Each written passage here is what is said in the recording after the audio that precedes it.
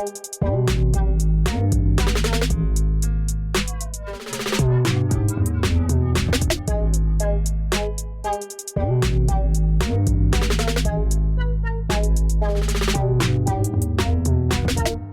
everyone, welcome to a new episode of Area 51. What's up, Rahul? Hey Sanjay, welcome back everyone. A lot of folks reached out to us asking if we've decided to not do the podcast. It was just because we didn't put anything out in Jan. It's all Rahul's fault, basically. No, actually, yeah, since we worked all the way into December, we decided to take some time off in Jan and just kind of, take a break. And then now we're back. And for our first episode, we've got an awesome guest who's not only an entrepreneur, who's also someone who's passionately fighting for immigration reform to help the Indian community. Yeah. And in his free time has casually completed an Ironman triathlon. So welcome to the show, Atal. Welcome, Atal. Thank you so much for having me. And so great to be here in your company, having a lot of fun while recording this, talking about serious stuff in a very casual way. The stuff that can actually change someone's life, 60 days. And people who are moving around the countries trying to figure out where to have babies versus having their families versus going to school. So I feel like this is going to be very exciting to talk about all the serious stuff in the most humorous way possible so that Congress takes note of our appeal. They understand that we are also human beings. We are not aliens. And there is no better way to start this at Area 51, I guess. It's very optimistic. I love it. I think we're done with the episode. He's covered everything already. So, but yeah, thank you so much, Atal, for joining. I know, we just recently connected, and Rahul and I independently, we've been, seeing and reading a lot about you. Me through Twitter and him through LinkedIn. And, a few days back, we were discussing it between ourselves, like, hey, we should connect with this person and see if they're interested in an episode. And we reached out and you pretty much just responded so quickly. Thank you so much for taking the time. And it's really exciting to have you on this episode and, talk about your journey as an immigrant and the amazing things you're doing, with the advocacy effort on bringing all the sort of reform, especially for backlog folks from the Indian community, us included in that, and all of the cool things that you're building. Yeah, thank you so much. Yeah, definitely. By the way, first of all, thank you for reaching out and doing this for our community. I feel the more number of people who actually create awareness about this issue, the better it actually gets. Because I believe that everyone out there is actually a good human being. It's about whether we are able to bring our issues to their table and make them understand how concerning this is, how much struggle people are going through. And these are very high-skilled people who are here to create and change the world and come up with big dreams, thinking about this whole idea that is very famous in India called as American dream. And they come here and they realize that there is no dream, there is a complete nightmare. And we want more and more people to be first aware of the nightmare. At the same time, we want more people to be aware of how to avoid that nightmare. At the same time, we also want the government to be aware that a nightmare is happening. And they need to take care of this with urgency unless, and I don't want to lose a democracy like America because of such issues. I really care about democracy and the rights of people. And I want us high-skilled people to get our rights. And this is truly a movement that we are starting where we want people to come up with courage who are going through the struggles and talk about it rather than feeling defeated by the system. And that's kind of the intention. And I'm truly hopeful we're going to succeed. One way or the other, either through the Congress or people not coming to America. I don't know how it's going to happen. Well, I just want to say, whatever happens, you have a very good potential career in politics. the optimism you have and the great oratorial skills. And positivity. It's just amazing. Yeah. It's actually very hard to find people who are stuck in the system who don't take it in a light way. I know, Rahul, we've talked about this a lot, right? Absolutely. And it's the one thing that Atal just said right now I found very interesting is most of our advocacy efforts, right, are directed towards congressmen or Congress officials and stuff. We have actually forgotten to create awareness amongst the other future immigrants who are coming into the country. Like you said, it rightly should be a two-pronged approach where we are actually focusing one bit of efforts towards the folks, the lawmakers who are able to make change, and the folks who are coming into the country who are going to be affected by this problem. We've kind of brushed that under the carpet and we're not talking about that as much. So yes, it's creating that awareness it's absolutely critical. Yeah. And so thanks for talking about this as openly and as loudly as you do. It's one of the reasons why Sanjay and I also started this. So it's when we meet folks who are saying, you know what, it's a systemic change. We cannot do anything about this because change starts with us pretty much, right? Yep. If we're just saying that someone else will take care of a problem and not actually take active steps to do it, we have just given up, or we have just fallen prey to the system. Yeah. We grew up in an India led by actually very visionary leaders. Like we were born in a reading about Gandhi and so many leaders who actually said, we want to be the change we want to see in the world. Yeah, absolutely. And here we come here and we are like kind of struggling about not able to bring change. And we are saying, hey, we don't have power and we are like stuck in this 100+ years and we don't have a right to vote and all. I mean, if I go back to like 1800s and 1700s, if the slaves accepted this, then there would be slavery today. And slaves would be really like saying that, hey, I don't have a right to vote in this democracy in America, then what can I do? And this led to a civil rights movement in America. In the same way, we Indian immigrants, we are giving our taxes, we are paying our taxes, we are paying Medicare taxes, social security taxes, and we are not able to live with freedom. And I mean, I feel that is a deeply immoral thing that's happening in America, and we should just not accept it. This is a very different form of slavery. Yes, when I talk about slavery, it is a physical exertion where they did not have rights. But here we are living in a very different times. When we look at human life, we come here as young, very young, ambitious people. And then within like few years, we realize that, we want to have a family. We want to have babies. We want to grow up our families and give them life of just like as an American. It's then when we come to know about this whole system that the government has so much power over you for 100+ years that your future would be decided by an officer who's sitting in that office at USCIS, whether you are able to live in that country going forward or not. Yeah. And that is just showing how much power is in the hands of the people who are leading this country. And the democracy, the basic idea is that we, the people who are living in that country have the power. And here we are not having the power. And the whole idea of like citizen, I feel like a lot of people think of citizen as someone in paper. It looks like citizen is someone who's born or has got the citizenship through this process. But actually a citizenship, the basic idea of a citizen is someone who has lived in that country and paid the taxes. It is not about whether you are born or whether you are getting the citizenship through the system. It's about whether you have lived in the country or not.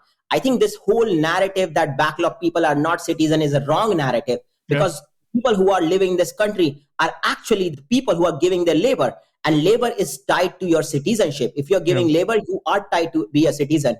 And I think that's where I just do not think that I am not a citizen. I consider myself as a green card holder because of my service to this country for the last 7 years. I think USCIS would beg to differ, but and I want to say something like before, I know like we are coming to an important point on what this is, but you know, a lot of our audience probably don't know where you come from and, you know, what got you interested in this approach. And so I feel like it's important we provide some context around that. Like, you know, what made you decide to come to America and doing what you're doing and building Immigrant First today? Like, we'd love to hear about that journey. So Atal's one of those front benchers who got into this tiny institution called IIT, Sanjay. Oh, well, I was a backbencher. I was. That's what every front bencher would say.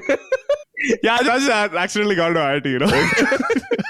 Well, I mean, given how many smart people I have studied with at IIT, I would never claim myself to be a smart person. It's just, you know, when you work with some of the highest intellectual people, you become so humble in your life that you are like, these people are just out of the world.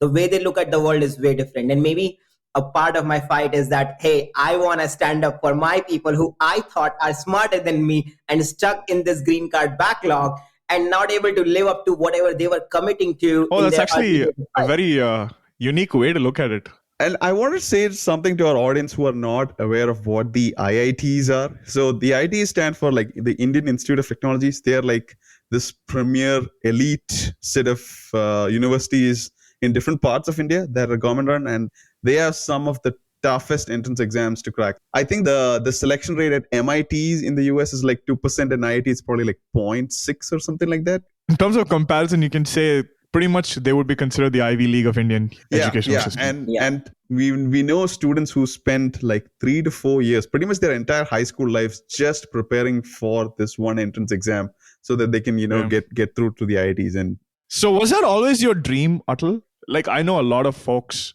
right from their kids, like 5th, 7th standard, like, IIT is my dream. Were you someone who had that dream right from when you were a kid, or was that something you just discovered while you were, traversing through life? Dude, I would never claim that I was. I'm a very common guy. I mean, you can consider me as more average than anyone else. I mean, this whole idea of IIT came into my life when.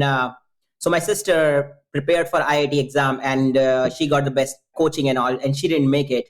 While I was always in high school as the 23rd backbencher kind of guy, she was among the top 3. And when she, as senior to me, did not make it through, my dad was like, I just want one of the person from our family to go to IIT. And I was like, okay, Dad, I will probably try. And he, in this ambitious middle class family, it's like getting education for kids is very important. Yep. And I think there is a prestige that comes out of IIT too for parents.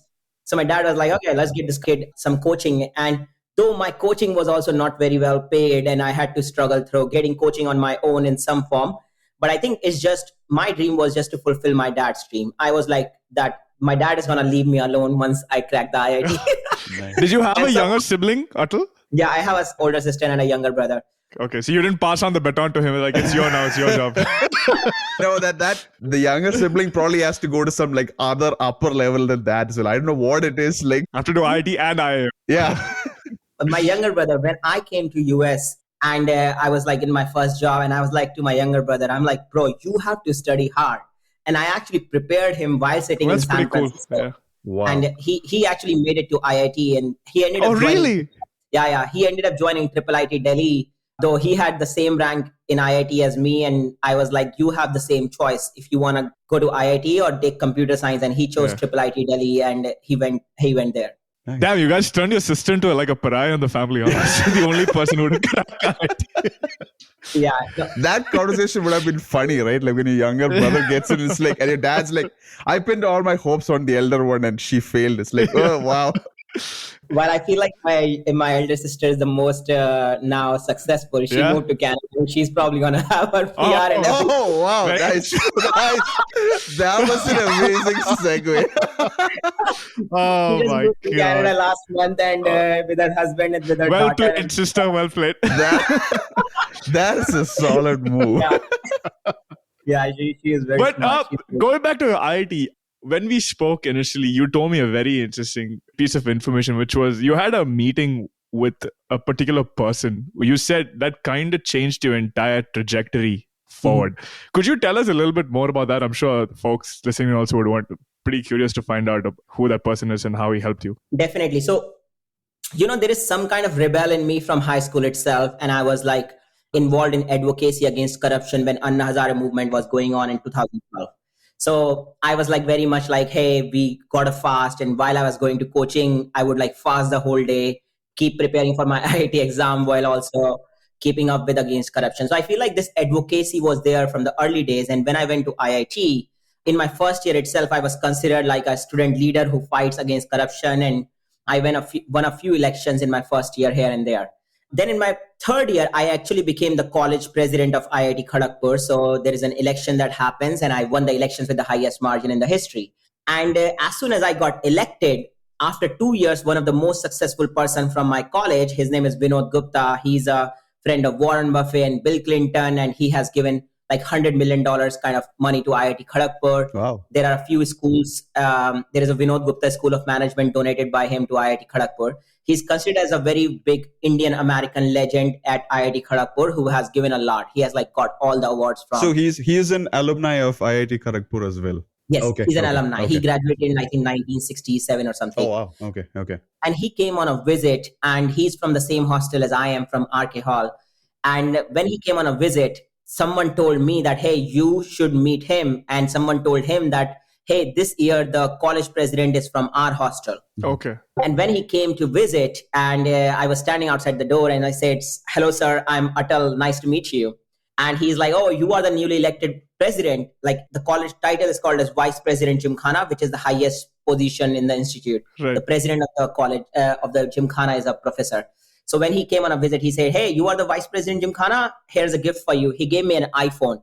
And I was literally having a $100 phone, and he gave me this $1,000 phone. And I'm like, holy shit, like what's happening? I was like shocked. Think about a guy who is like, has not seen luxury and gets this iPhone. And I still remember I gave that phone to one of my friends. I said, hey, bro, I don't deserve this. You keep it. Oh, my, whoa. my friend is like, hey, no, this is for you. You should keep it. And I ended up taking it back. But I think in that interaction, I just told him that, hey, sir, thank you so much for everything you do for IIT Kharagpur. And we are so grateful. And 2 days later, he sent me an email that, hey, come to US and work with us. And he offered me a summer internship. Oh, So I came to Omaha, Nebraska, intern in his company. And his people. Wait, in did his you company, get to meet Mr. Warren Buffett? He's in Omaha too, I right? mean, I went to his house around now. I didn't get to meet Warren Buffett at that time. Oh, Yeah, I think it's kind of interesting. I mean, just the times did not work out when. Yeah. So he used to do a lot of fundraisers at that time for Democrats. So that's how he was connected with Warren Buffett and Hillary Clinton Okay. and all. And I think Bill Gates has also mentioned him multiple times in his books. And he was also nominated as a US ambassador to Fiji by the President Bill Clinton. So he has deep ties with a lot of these politicians. So I felt like during my short time in Omaha, his team really liked me. And he's like, hey, once I went back to IIT Kharagpur from there, he said to me that, hey, do you want to come study in the US? I can help sponsor some of your masters. So that's when I came to UC Santa Barbara, and he covered some of my expenses in my masters. Oh, that's fantastic. And yeah, that's where I got so lucky. And through his lens, I have seen a lot of success, materialistic success in America. I lived in his house in Hawaii for a few months during COVID, and that's a very big privilege for me, not able to have money to cover all these things, but able to see through his lens, or being able to travel in his private jet sometimes here and there when he invited me. But I think what I realized through all these experiences is irrespective of whatever you have in life, materialistic thing, if you don't have freedom, you have nothing. And that's where my whole idea, my whole thinking about this advocacy for immigration right comes into picture, where I am like, a lot of people who come from India keep looking at this wealth, enormous amount of wealth that America has to offer. But as we keep growing in this Maslow hierarchy of needs, and we do not have the freedom to be able to do things irrespective of the amount of money we have, when our power is in the hands of some government which can control over our lives, then that is not a good life. And I was like, this is not just me facing it. There are deep things happening here which are more important than the amount of wealth one can have. And that's where I was like, I should be advocating for this thing. So you had some, like, I think when you initially came for your internship in Nebraska, like, did you have a pretty good understanding of the immigration system then? Or was it like, when you came to do your master's degree, typically most folks, as they start getting into the system, they have, this is how complicated things are. Like, how did you go about that? Because I was pretty naive to it. And Rahul, correct me if I'm wrong, even you were. Like, most folks generally have no clue until you're OPT. There's a lottery for the H1B and all of that stuff, If I had a clue, I wouldn't be here. Yeah. I think I would agree with Rahul on this. I mean, if I had a clue about this system in this way and how it impacts me psychologically and my ability to do what I want to do, I wouldn't be here today. I think, when I came the first time in Omaha, Nebraska, it was like a simple temporary visit. And I was like very happy because I didn't have any concern about living in America versus India. So I was So like, what okay. visa was you on that time? That was a J1 visa. J1 visa. Okay. Yeah. J1 visa, simple exchange visa. And I was like, wow, this is great. There is nothing attached here for 2 months. When I came to study, then also I was very clear about like, hey, I'm going to go back to India and okay. F1. Interesting. Okay. So you came here with the intention of going back. Yeah. I came here with the intention. Okay. So in a way, and I was like, I was not aware that I can't do a startup on this visa and all. When I graduated from my master's and I wanted to do a startup, then I faced the first bit of it. Okay. That, hey, it's complicated to do a startup on F1. And you talk to all these lawyers and all the people, they're like, hey, you can't do startup on F1. I'm like, what? I mean, do I need to ask permission for everything that I want to do? Yes.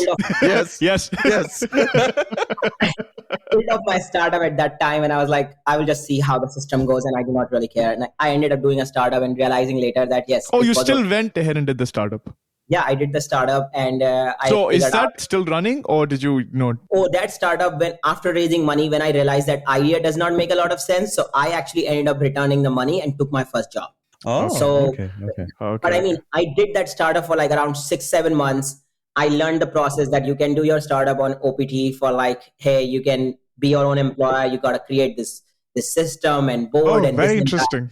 Okay. So I was like, okay, whatever, but I mean, it was complicated. And I still remember, even at that time, I was concerned that should I be focusing on running my startup or should I be focusing on getting an H1B? Because I might have to leave the country within this 24 months period. And yeah, I'm glad you brought this point up. This is a very important thing that we need to talk about. Like, so here's somebody, I'm providing like broader context. Here's somebody who wants to be a job and wealth creator in the United States. Like you're a highly skilled, very well qualified immigrant coming here, and you have a few ideas, and you're starting something. Yeah. And then you're saying like you have to make a choice whether you need to put in your time and energy to figure out how you can legally stay here rather than building this company and all this effort that you put in, which seems to me is pretty crazy. Like, why? It's ridiculous. Yeah, it's ridiculous. Like the idea that you come to the United States, you are able to start a company, you're building money, you've raised funding. So obviously, your investors, they've understood your business plan and they have faith in you to build this out. And you're saying that, oh my God, like I cannot do this because I have to spend time and energy to get an H1B visa, which, it just shows how bad. It really sucks. It really sucks thinking about your visa and giving your consciousness rather than giving your time on something that is beyond you, that is something you want to create. As a creator, I say America is not the place at this point for people to come. If you want to create, you might have more peace of mind outside of America to be able to think clearly. Because when you are struggling, whether you can have shelter and have a house here versus you want to build something for the other people, then you would first figure out your own shelter. You can't build a future without a stable base for yourself. And I think that's what a lot of immigrants are struggling. Even when I talk to these students, they are like always like, would I be able to do a startup after graduation or not? Like, because of this, so much energy goes into the wrong things. I mean, when we are doing this podcast, this is also part of the process. Like, why do we need to even talk about this thing? We should be thinking about taking humanity to Mars and going there and this. This is where our talent should be going rather than having to spend our energy and consciousness over this thing. But until we solve this, we're going to talk about it. Oh, okay. That's a good comeback because I thought you just went with the fact that you guys are not solving Mars problems rather than, focusing it on a bad podcast. But thanks for redeeming us. No, I think that's why it is so important to do these things so that future generations don't have to worry about these things because it's impacting everyone. And our job is to resolve this so that future generations actually don't have to think about this problem, and that's our job, and that other people can think clearly. Got it. And that's very true. So you've closed down the startup. Now you have started working. You said you found a job somewhere. So were you like successful in getting your H1B visa at that point? So yes, I got my job and I was on OPT at that time. So I had more time. This was a public company and I mean, they had E-Verify and they had an immigration attorney and all. So they kind of were able to figure everything out. Okay. I'm a lucky person for sure. I got my H1B picked in almost every attempt. It was applied. Wow. Wait, why was it applied more than once? That's my question. Everyone listening is like on the 6th attempt right now, still not picked. Adults like every attempt it was fake, guys. Yeah, I think that time, what is you have that consular processing versus change of status. Yep. So I think my H1B was applied on consular processing, which means I have to go back to home country to be able to move on H1B. Yeah, correct. And at that time, after like 1.5 years, I worked for that first company. And when I was at a different company, because I could not go back home to India, my H1B was out. And with a new company, they have to apply again for my H1B. Luckily, I got H1B then also. Oh my God. That's it's crazy. And then that got approved, right? Yeah. Second time it got approved. Okay. Like I'm going home, and then I went back home, and then I got all the people on the H1B subreddit that are going to listen to this episode will be like, here we are complaining about 4th or 5th time, and this dude got once, then doesn't get, and then twice. Yeah, I think when I lost my first job, I was like, well, I should have got my H1B done. Yeah. But then it's kind of very interesting. I just don't understand what they expect. They want people to be working here 24/7 and doing their job. At the same time, people would not have a break to get their H1B stamped.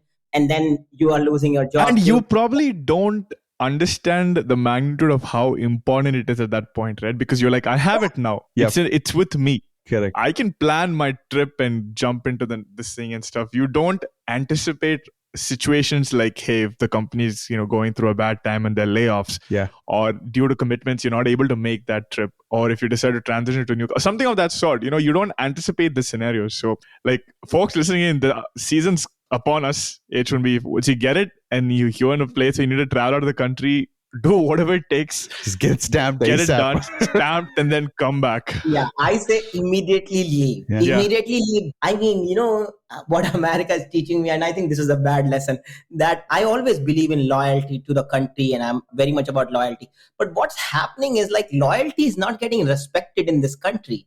Here, people who are paying taxes are waiting for 100 plus years to get a green card. Then people who are like very loyal to their employer, then their employer is kicking them off in 60 days and they're not able to get that stamp. This is completely wrong. I mean, I'm just telling people that, hey, say it to your manager, you are remote, go work from wherever you want. First get stamped. At least you have that thing cleared out, then you can get H1B.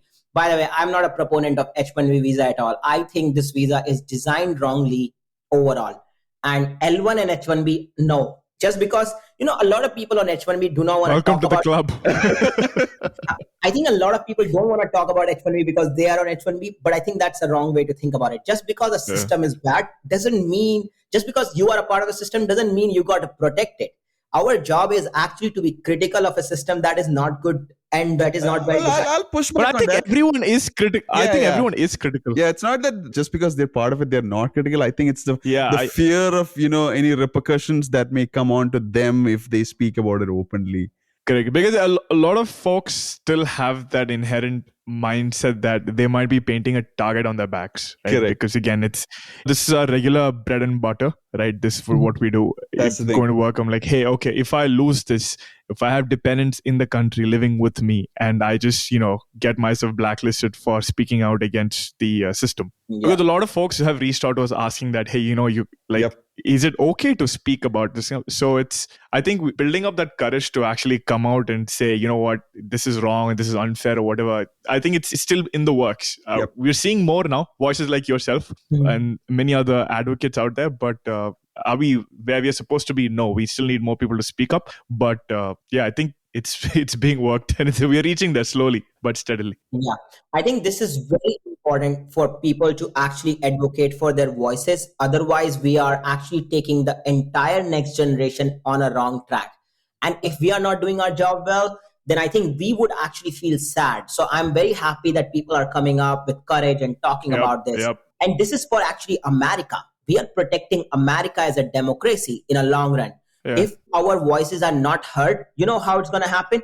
A lot of the taxpayers in this country are running this country, contributing to the healthcare system, building the healthcare system of this country, would not be able to use the healthcare of this country. This is such a bad part of all this system that legal taxpayers are not able to access it. And also one thing, and I want to get to our listeners, back, Rahul, if you remember when we had Stephen back in December on a call, he explicitly stated it is illegal for any US agency to take any sort of consequences to you just because you have openly expressed any, concerns or disdain about these sort of things. They cannot do that. It's not allowed for them to do it.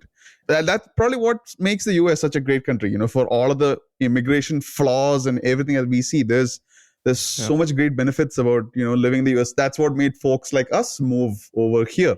And that's something I wanted to clarify.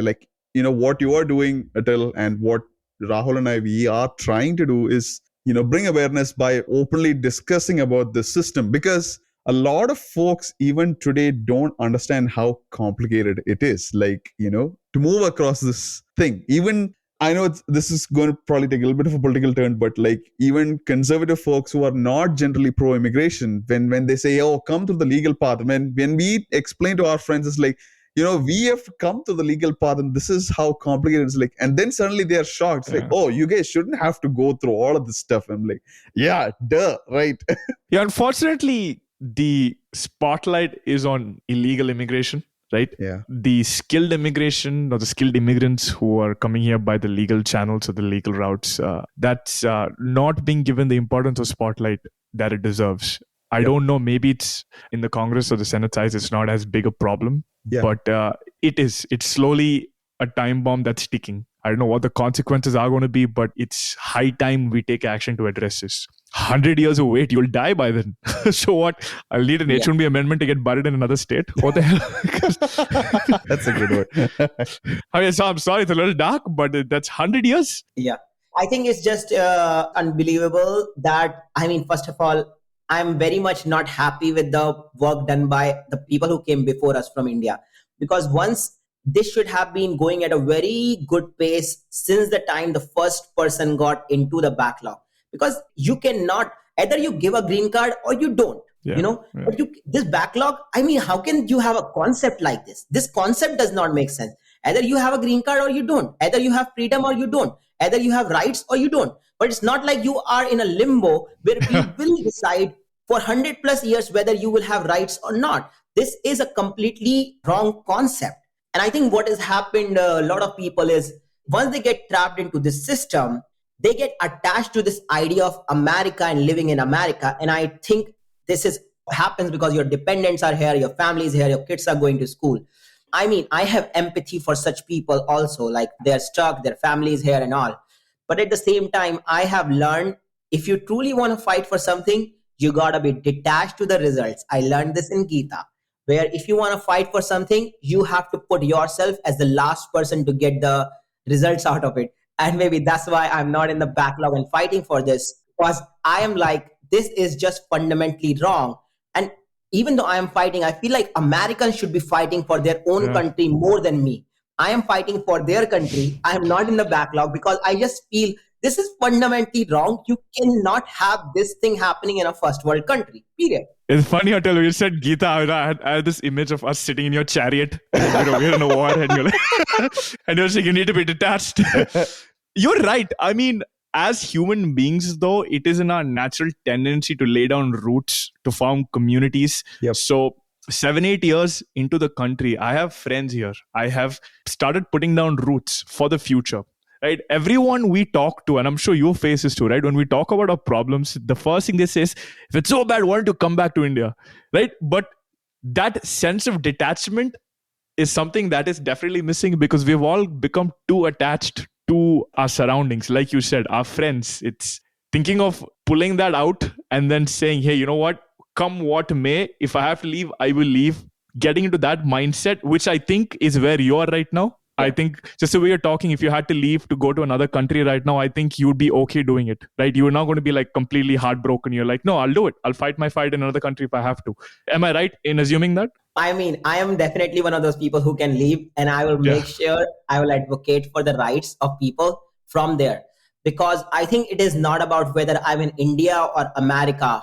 It's about whether I leave America behind or I take America with me. Yeah. Right now, India is doing great in terms of growth and all, and we are very strong believers of democracy and the idea of democracy, of freedom and dreams. Now, when in a democracy like America, a first world democracy, the people who are actually living there do not have freedom and are not able to live their dreams, this is fundamentally wrong. This is not how democracy should operate. And this fight is truly beyond America. This fight is truly about giving people the right they deserve when they live in a country. This system is not designed correctly. You cannot run a democracy like this. If I get a chance to give a testimony in Congress, I will speak up these things in front of those people because they need to understand this is not how human beings work. They need to create a system which is pro-human beings. This system is against me. Yeah. A person who wants to create value in this country, who wants to uplift America. The system is fighting against me. It's racing against me. It's like as if the system is winning when I lose. This is not how America was established. America was always about giving first. Let's help other people. Yeah. American, the whole idea is to lift people up, while this system is designed to lift people down. This is not how we should be operating in America. See, but this issue has been there for a while, and it's going back to the things that we talked about. Like there's a lot of fear of repercussions for previous generations, like who were stuck in the system for a while, about talking about, like, folks like us, we are starting to bring about that awareness that, hey, it's not a problem if you talk about the criticisms of the system, and it's not a bad thing.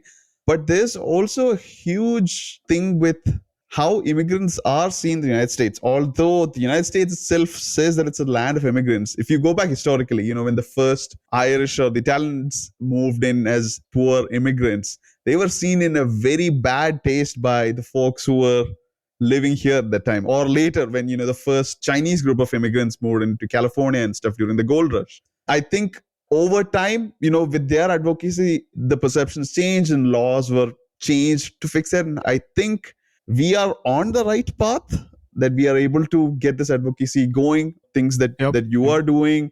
And a lot of groups, the immigration voice people, and I know Rahul, we've talked about is Anuj Christian. He's also another person who's doing some really good work around this. And I think we just keep continuing doing this and bring that awareness, get more people to start talking about this. That'll definitely help.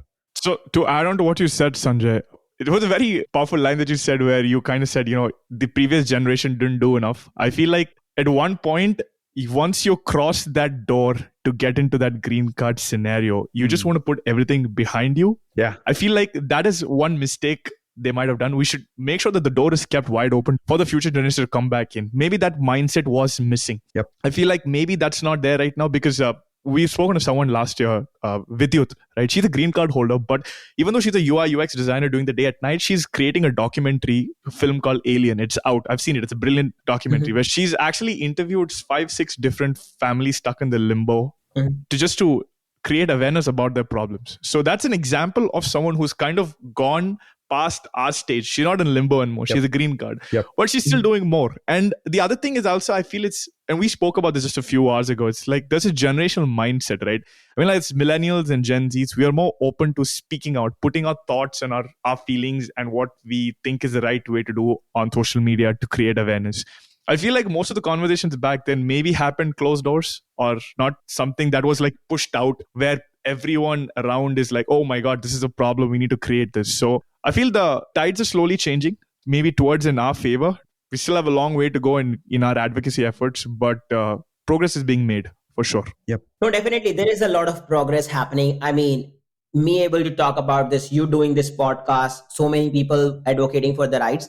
This is great progress. We have 1.8 million people who are stuck in these systems. And I mean, but this also tells you how many people are actually fighting for themselves. And a lot of people who are not fighting, they have either been feeling defeated, or they just feel there is no hope there. And they are continuously just giving their labor to the land without expecting any results. They are like true natural givers in the world, where they just do not have any expectations from the system, from the American. They have lost their hope. And losing hope in America is not right, in my opinion.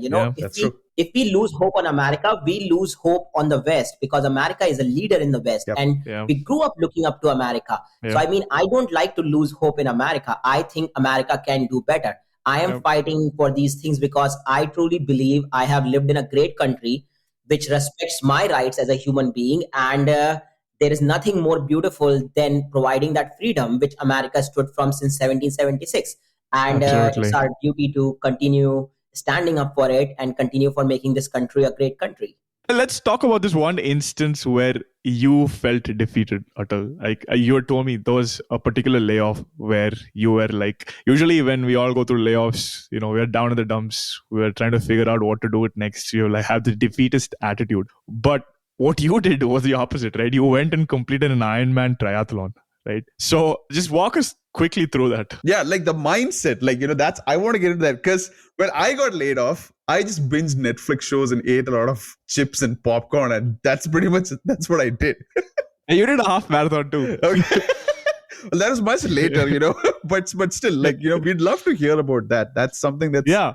Because when you said mindset and defeat, the first thing it took me was a conversation we had where that's how I came across your profile actually many months ago. You would put a post out, or I read an article or something saying that, usually when layoffs happen, you do something, but this person's done the complete opposite. Yeah. He's gone and done a 2.5 mile swim, how many miles of bicycle, and then a full marathon after that. So So I keep forgetting. It's 2.4 miles of swim and then 120 miles of biking, something something like 110 miles and then one full marathon. And a full 26 miles. marathon. Wow. Right after the other. Yeah.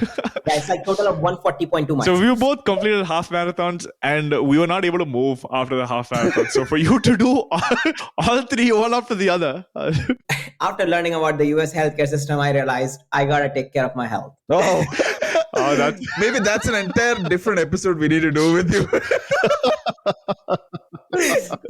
I think that was a great. That's funny. Oh my God. And it's funny that I have worked in healthcare for the last 5-6 years. Oh, and the wow. moment I Okay, realized, okay, oh my God, the system is pretty bad. So I was like, okay, I gotta take care of my own health. And that's how I got into more health. Because I couldn't run 5 miles when I was in IIT. Okay. Running 2 miles was pretty hard at IIT. And I was not an athlete. So it's a very new thing to me. I started running after actually coming to America a little more. And I actually didn't also knew how to swim 3 years ago. And there is a story of me almost drowning in Lake Tahoe while my kayak kind of flipped. And that actually changed my whole trajectory of life, where I said I want to learn how to swim. And then I ended up swimming from Alcatraz Island to San Francisco and got into this phase of Ironman and all. So usually if I'm about to drown or something in a lake, then I wouldn't go anywhere near the water. So that's what a regular person does. But the fact that you took it exactly the other way around is commendable. It's amazing. Yeah, I think I like taking ownership of my life. And I mean, I also like taking ownership of the whole world. Like I call all 8 billion people are mine, because that's why I'm standing up for these causes, even though they don't impact me, because I'm like, that's where I want to take more and more ownership of myself and the world. So on the story of how it happened into an Ironman is, my perm was applied by my last company, and it was going through the process. And I was like, sure, like, let's get the perm ready. Yeah. My company went through the first round of layoff, and my perm was not approved, and I was not laid off at that time. I'm like, wow, well, I got saved. Then I talked to my lawyer. I'm like, hey, what happened to my perm? Yeah. And the lawyer says that, hey, because the company went through a layoff and one of the person with the same role as you was eliminated, you have to wait for another 6 to 9 months for your perm to be applied. I'm like, what? This is crazy. I am not getting my perm done, and the company is also going through this layoff thing. And I'm like, whatever, I just didn't care. Then the second round of layoff happened, and I got laid off at that time, and my perm was not approved. And I was literally like, so close. Yeah, I was like, so this is, in that moment, I realized I gave so much control to these people who really messed me over. And, I was actually, when I heard this, what happened during that layoff day was I was running on that day. And in the middle of my run, I had a meeting with my manager and HR, and they're like, hey, are you free for 5 minutes? And I'm running, and I just stood on the side while running, and I had that meeting, and they're like, hey, we want to let you know that you have been laid off. And I'm like, okay, sure. Thank you. Thank you so much for everything you do. That's what I remember. And I also made a video within 5 minutes of that layoff that about how I'm feeling and why this system is kind of wrong. And after that, I kept running. I ended up running 15 miles that day because there was so much energy in me, and I was absorbing all this layoff and everything. And I'm like, this should not change the trajectory of my life. I feel like I'm hearing an Indian version of Forrest Gump's story or something like that. It's like, I'm just going to go for a run. And like, then boom, like 15 miles after I get laid off. That's just but he also swam and bicycled. So. You had the courage to put a video out 5 minutes after you got laid off. That's fascinating. I don't know. We are so trained to keep our failures and lows so closed and a secret, but you're like, you know what, I'm going to shout it to the world and let everyone know this is what happened to me. I don't know, man. I think hats off to you on that. Seriously, very impressive. Yeah, I think I believe that Earth protects me, and Earth is going to continue protecting me. And as long as I'm doing my justice to Earth by doing the right things, Earth is there to protect me. And yes, my life is going to end one day. And as long as I keep giving my best self, Earth will continue to protect me until my time is there. Like, I'm a believer of fate. I'm a believer of doing my work for the right things. And I'm a believer that the world is there to protect me and fulfill my dreams. So I feel like that was the mindset when I created this video. I'm like, you know what? I should share this and let the world choose whichever direction world chooses for me. And so after that, I came back. And I'm just like I'm like, okay, well, now I'm at least free, So got to figure out what I'm going to do. But I think the day after, I started feeling a little bit more. I'm like, okay, this is not a loss of my job. It is a loss of my dreams. And it's a loss of my place of stay, the land where I'm living. And that moment, I started writing about this experience. So I have blogs where I have written day 0 of 60, day 1 of 60, day 2 of 60, day 3 of 60. Okay. Wow. And I would write these blogs, and oh my God, my audience kept growing on those blogs very quickly. Wow. Because all I would do is I would wake up in the morning and I would spend like an hour just typing out whatever is on my mind and just post it. There is nothing that is else. And I made a lot of Instagram videos and all during that time too of my layoff. Because, I think Marcus Aurelius has impacted my life the most. I read about him, and he has this book called as Meditations, where he talks about his own vulnerabilities about how hard it is to live life, where he talks about how hard was it for him to wake up. And I said, this guy changed my life. He was a Roman emperor. And I was like, what I can do is I can help another person wake up through the word, through the life that I lived, and create a life of hope that nothing is lost. Not everything is lost here. And I thought maybe I can create a model and give back how Marcus Aurelius gave to me in his form of writing. I feel Stoic philosophy is very useful and helpful in navigating through how complex the world is today. I truly do believe that. And another thing, like, when Atal says Marcus Aurelius wrote this book, you're talking about something that's written 2000 years ago. Like, this is, I think, in the early hundreds or something like that. And it stood the test of time. So obviously there's something sensible. Like, I've not read Meditations, but I've heard a lot. I have, and I think it's brilliant. It says something as mundane as him just putting down his day-to-day experiences, but it holds a wealth of knowledge. Correct. I think what resonated with me about that book is there is this Roman emperor, the greatest leader of a time in human history. Yep. And here he is having a lot of struggles in living his day. And here I am just an average citizen thinking about how I can have more power. Yeah. And there's this guy has had all the power and still struggles. Yeah. This brought so much of empathy and compassion and connection that we are all living very similar lives. And by sharing about our lives, we build that connection with other people who are going through the same thing. His book definitely helped me get out of depression and fight all these challenges that I was struggling with. So I consider him as one of my really great mentor, a legend that I look up to. Nice. Yeah. So now going back, what happened? I was writing every day about my experience with layoff, and I actually stopped applying to jobs after day 3. I applied only for first, second, third day, and I only applied to whichever company reached out to me in the past. And I got a few interviews very quickly because they reached out to me and I just replied back to them. Okay. After day 3, I realized I'm actually going to go back to India and I don't need to worry about this system. And this does not make sense. I can do a lot more after going to India. And I was getting more and more excited about it every day. And even though, there is this feeling of like, oh, I lost. And, there is a perception from the world that comes at you, which is about, hey, this guy has failed and that's why he's moving back to India. Mm-hmm. Yeah. Somehow I just felt I don't face that perception as strong, even though that perception does exist. And there are a lot of my friends who just thought I was a complete failure when I lost my job. At the same time, there was something inside me which knew that I was not the failure. It was a failure of my employer to be able to hire correctly.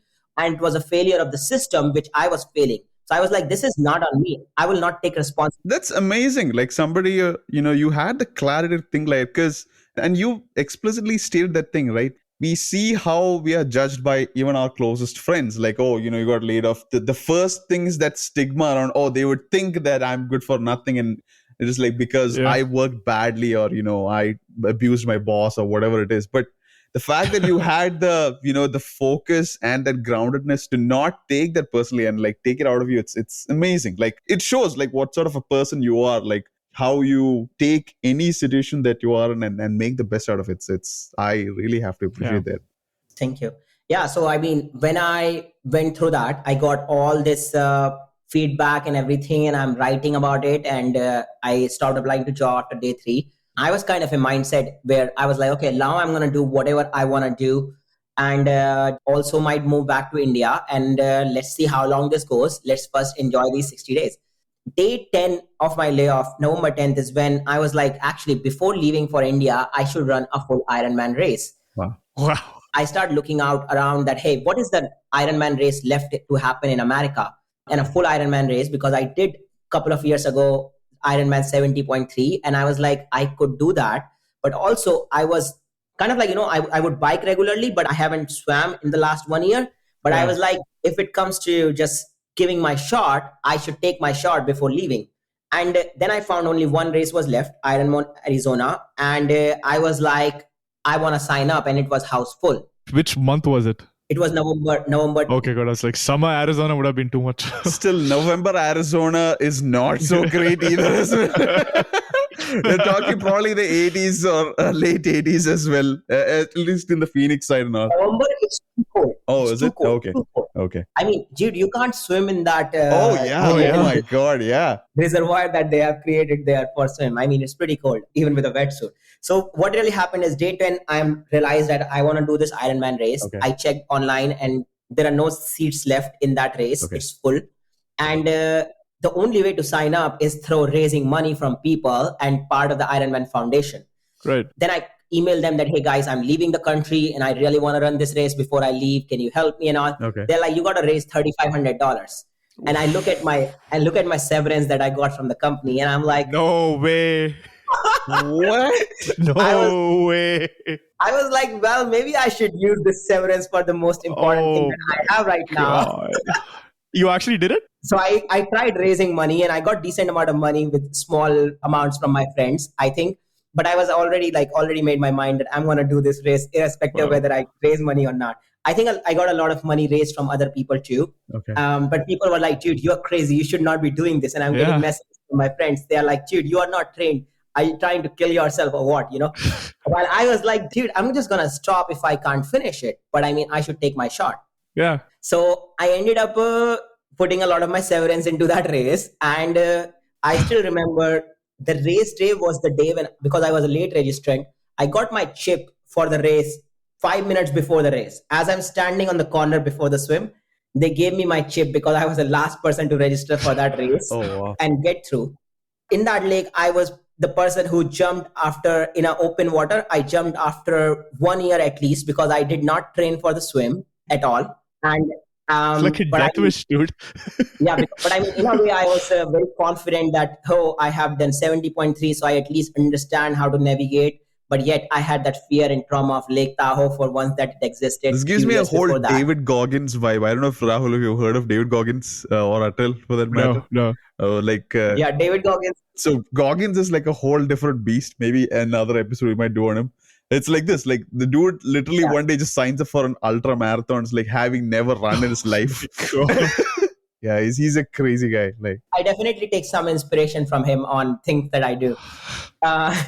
So I mean, I jumped in that water, and I mean, water is cold. I was not trained, but at the same time, I was like, I am here only to do my work. I'm not here to get the results. Whether I finish it or not, it does not matter to me. But I have to take my shot today, because if I'm leaving back to India, I would have to wait for a few years to be able to get back into it. And I was like, time is passing, time is flying under my life, and I want to do it right now. So I remember I jumped in the water and I'm like, holy cow, this is so cold. And I walked a little bit back for like a couple of minutes, but then I'm like, well, it is what it is. I got back into the water. It's like around 6:37 a.m. The sun is about to rise, and I'm like, all I gotta do today is keep up to the rising sun, and I gotta keep going. And it took me around 2 hours to finish that swim. It was really cold. I did not stop in water for a second. There was a perfect rhythm in my breath and in my arms and the whole movement in that water. And as I got out, I was like, well, now I have done one part, which is swimming, which is the hardest for me. And I'm like, now I can pull off the rest of the things a lot easier. So this was a swim part, and I was very happy that I finished the swim. It was really cold at that time.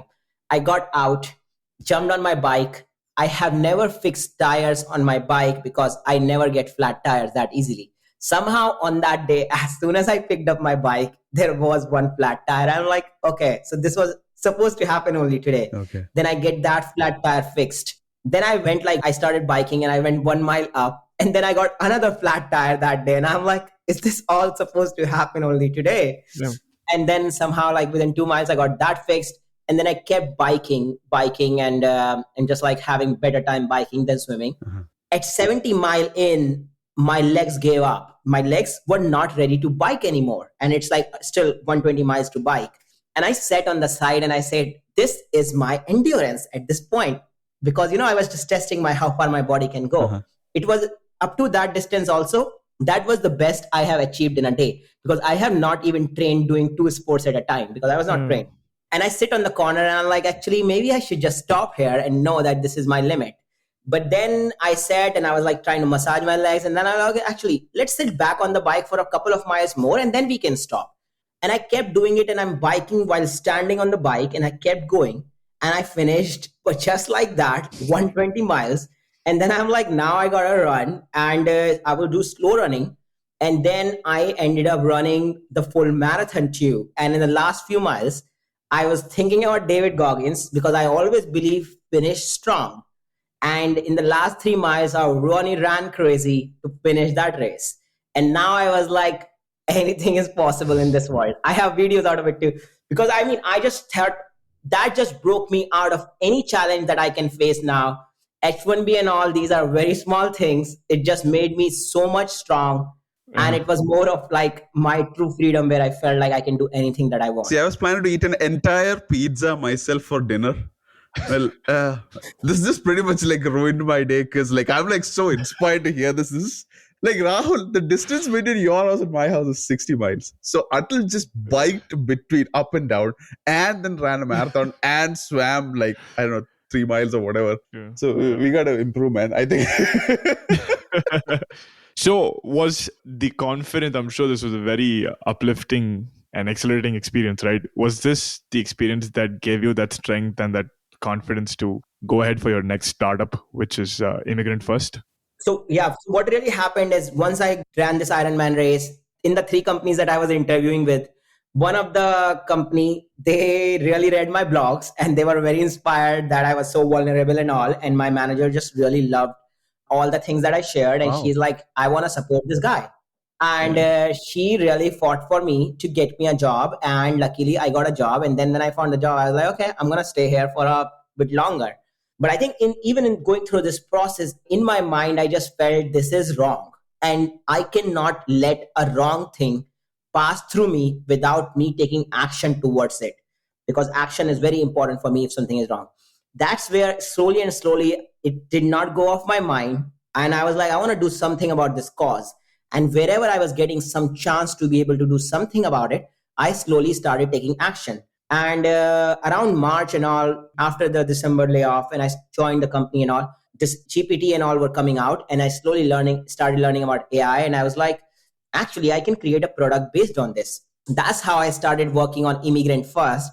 And as I was writing my own petition using GPT-4, I was like, okay, this can be a great assistive tool for a lot of lawyers and for a lot of immigrants to be able to either self-file or able to write better letters to be able to prove that they are extraordinary. Because what I realized, a lot of Indians don't believe they are extraordinary while they are actually extraordinary. They're not good at able to sell themselves, while the truth is they are very extraordinary. Yep. That's where it started helping me build this immigrantfirst.ai, where people can take help from. It's like a marketplace where you can find lawyers also for your immigration needs. At the same time, it's a software where you can write your O1, EB1A or EB2 NIW applications. Nice. Is it live, this portal? Yeah, it's live. We have around 10 lawyers on the platform. It's used by around 650 plus immigrants. Okay. And I think people who are going through layoffs or any challenges, they can seek services from lawyers and understand their options better. And this is truly inspired by solving problems for myself. I was like, what visas are actually Freedom Pro visas? And I was like, O1 is one visa which offers you a lot of freedom where you can apply on your own behalf. And you need an employer, but you can be your own employer and you have a lot of freedom in that setting. You can do your EB1A, you can do EB2 NIW, which offers you a lot of protection for yourself. Mm-hmm. And down the line, I also have a few lawyers from Canada because policy challenges are happening in immigration. And I'm like, we do not want people to be struggling in this country. So we got lawyers even from Canada. I'm talking to people in Australia, Europe, Dubai, so that we can also help people move to other countries. If America does not change its policies, how can we help people find more freedom in the setting that is there? How can we help people find jobs in other countries if we are not able to support them in America? So that's kind of vision with which I am building. We still have a long way to go, but that's how we're thinking. That's fantastic. Like, see, it's literally like a story that might come out of Silicon Valley. You faced this problem yourself, and like you're part of this situation, and you built something that you thought would be useful, and you've democratized it through this product that is immigrants first, which is amazing. I think you're one of the few people, like, you are walking the talk. Like, not only are you actually part of the process, you are very vocal about it, and you're also building something around it, which is amazing. Kudos to you. It's really nice to see that. So how much would something like this cost, Atal? Just to give some clarity to the folks listening. So coming to your portal and going through, let's say, an EB2 NIW and EB1 petition, how much would an exercise like this cost them? Yeah. So, I think given we are going to use AI to be able to help make it easy and do a lot of the groundwork and all, it's an assistive technology which can help you do a lot of work on your own, which means you can generate a higher quality petition yourself. So now when you are talking with a lawyer and you are like, hey, can you do the rest of the work for me? You can negotiate for a better price. Like instead of 10,000 you are paying right now, you can negotiate it to any level that you want to do. There are people who have filed these cases on their own and saved all the money, but it's pretty hard to do it. So you can consider this as a technology assisting you. Now, how much you can bring it down in terms of cost, it truly depends on where you are able to take your case and how much is your time constraint. And when you are talking to different lawyers on our platform, what they are offering you as well based on your case. Now, lawyers are basically more of charging you based on the strength of your profile and how much work is required. Yes. So if they feel like, hey, you are in a pretty good shape, then they would be able to bring down the cost. Now, I am trying to make sure our incentives are very much aligned because I feel down the line, we want to ensure that advocacy is happening correctly and we are improving the system rather than making revenue out of the system for ourselves. I don't want my product to come in my way for my advocacy for immigration reform. And that's where I am very much focused on, freedom first visas, where individuals' rights are respected more than others. Then the second thing, having some alternates for people, which is going to other countries, which is going to find jobs in other markets to be able to improve the system and have revenues coming through that way. I think in a way, what I'm saying is the immigration reform is the reason why I started this. And I don't want to lose track on our bigger goal, which is to ensure that immigrants have rights in whichever country they are in. And once I have this whole network of immigrants on the platform, we have this huge amount of leverage, huge amount of high skilled talent. This talent can create value in any country they go, So if I'm able to help them move to a different country, which has better rights for people, then why not, In the end, we should always be focused on the bigger goals of democracy, which is about freedom, which is about helping people live their dreams. And I very much like America to actually be a leader in that. But when America is not able to change its own policy, then we would want other leaders to come out and say that human rights come before anything else. Nice. So if I understood correctly, that means you're not charging for this product. So anybody can use your service for free now and, make avail of these services. Wow, that's amazing. Yeah, as of now, it's free for immigrants. You can come on our platform, book a call with the lawyer. We have lawyers. You can even use our case management technology. We are still developing. We have not put any paywalls at this point. This is just to help our community. Down the line, in some form, we will monetize it, but I think I would not want it to be at the cost of someone's freedom. Nice. That's amazing. Because I would assume using something like GPT, those AI models cost a lot of money on your side that you are fronting at this point in time, right? So it's great of you to do that. Yeah. I think, I do a lot of advocacy too, Okay. I can invest money in advocacy. At the same time, advocacy is one way, while me giving my time and you giving your time is another way to contribute. And I feel like, yes, you can have all the money, but if people are not ready to give their time to the cause, then it's not that valuable. So we want more people to genuinely give their time. And in a way, I'm giving my time to this cause. And this is not a non-profit. Down the line, we would have to monetize it in some form or the other to be able to keep the cost low and able to sustain ourselves as we are building. But I think I'm thinking from a very innovative point of view where how can we monetize it while protecting the rights of the immigrants who are on the platform and provide them, they are the main customer and their freedom comes before anything else. Interesting. That's pretty awesome. What visa are you currently on, if you don't mind me asking? So I'm on an H1B. So could you explain just so that folks know, because everyone knows that on an H1B, it's kind of difficult to create a company. Yeah. So would you give some insight on that so that folks are a little better educated on it? Yeah. So, first of all, a lot of people have actually stigma about starting a company on H1B because this is like, there is a limiting belief on starting a company on H1B that you can't start a company. Now, when you go to USCIS website, it clearly says that you can start, that H1B is one of the listed visa for the people who want to do a startup. Now, this limiting belief has been created probably because of fear created by either the employers or the lawyers who have been a part of the system, who do not want people to start the company in some form. So maybe there is a stigma that has been created and there is a knowledge which has been established that you can't start up. Yeah. Now, yes, there are laws. There is a lot of gray area around the H1B law about what you can do and what you can't do. And that's why I have a job and I don't make money of this. This is like me just working on things that I care about. Nice. You can think of this like a side project, which I am pursuing it. And down the line, once I take it to a stage, then I can take it like more of a full-time thing. Understood. But until then, we don't make money out of this platform. And it's more of like me able to use my time for the things I care about. And I feel like that's where I feel confident about what we are doing. Now, if you think about whether the government can come after you, I don't really care. As I shared with you, I am very much about what I want to do in my life. And if America is not a country for me, it's okay. I have established the fact in my mind that not every country is for me. And that's completely okay. But as long as I am going towards the things that I care about in my short life, and I keep fighting for the things I believe in, I am on the right track.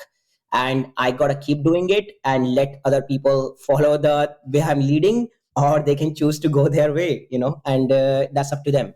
That's good. I think you're doing a great job of leading by example. Exactly. That's what's more important, right? Like you're walking the talk, and forget the talk itself. Most people don't talk about it. You're not only doing the talking, you're walking along with it.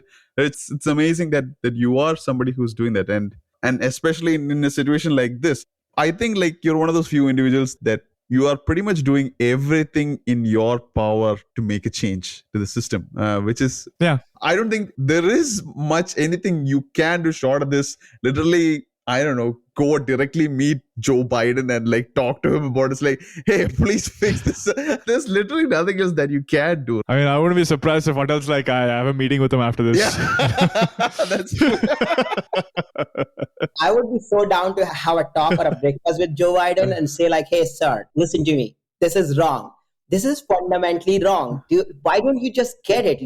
I shouldn't be explaining this to you for a country that you care about.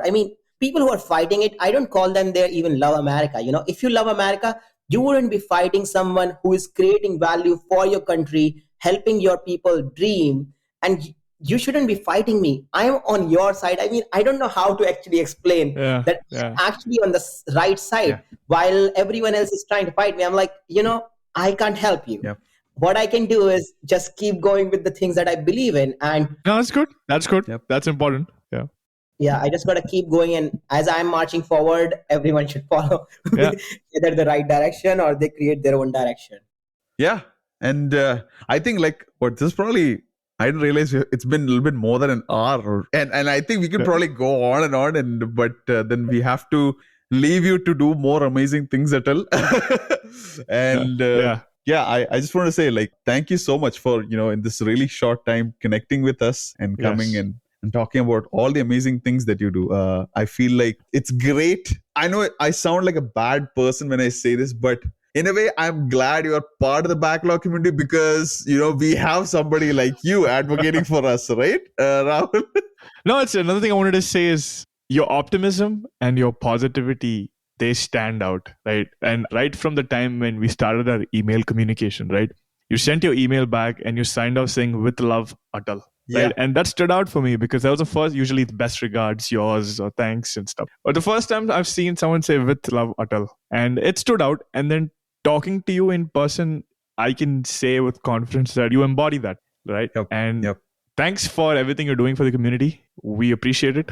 And please continue to do so. Please scream out with your largest voice so that you inspire more people to actually come out and advocate just as passionately as you're doing. And good luck with your product. I hope it succeeds. And I hope a lot of immigrants benefit from it in the coming years. And I hope you do stay in America and don't leave. Yes, exactly. Because I think our advocacy efforts will take a huge hit if you left. So, Yep, exactly. so yeah, here's to your success, Atal. Thanks for coming on the show. Thank you so much for having me. Really great to be working with like-minded people with whom I connect on a very much at a wavelength level, who also believe in the same things of freedom and dreams and putting in all the right intentions to bring change and to improve the system and bringing our voices out when a lot of people are in fear and lack courage. And by raising our voices, we uplift every person who is a part of this great misery that's happening to Indians. That's, I think, enough of a gift of all of us. So thankful to be here, and thank you so much for including me in this. Thank you. Awesome. Yeah. Well, that was fantastic, Sanjay. Oh my God. This guy is like, I don't know, it's pretty crazy the amount of things like somebody can achieve in such a short amount of time. No, it's good. I mean, it shows the resilience and grit that immigrants are made out of. Yeah. You know, it just shows no matter the hurdles and the blocks and the circumstances, even if everything is against you, you'll still find a way. And I think that's great. Thanks, Atal, for everything you've done for the community and for the product. I truly believe that it'll help us in the long run. And thanks for coming on the podcast. Yeah, thank you so much for sharing your story. It absolutely, I think, helps a lot of folks, whoever is listening in, to understand that, even with the circumstances you are in, you can always do a little bit of your part in bringing more awareness. And of course, Atal is somebody who's gone above and beyond for this. Yeah. But if it inspires you even a little bit to talk to your friends, discuss about these things and bring about awareness, I think, we've done our job, and Atal's definitely done his job there. Absolutely. Well, that was the first episode, guys. A lot more content to come out in the coming weeks. Yep. Hopefully you guys enjoy them, and we'll see you in the next episode. Thanks for tuning in. Thank you.